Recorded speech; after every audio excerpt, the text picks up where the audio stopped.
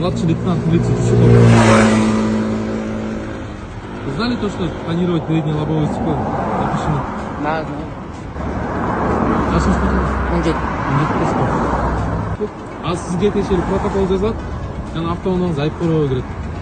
Түсіндіңіз бе? Айып қорғауға кірген себебі сіздің автоунааңызға атайын қызматтардың сигналын қойып алғансыз. Түсіндіңіз бе? Мына көрдіңіз бе қалған?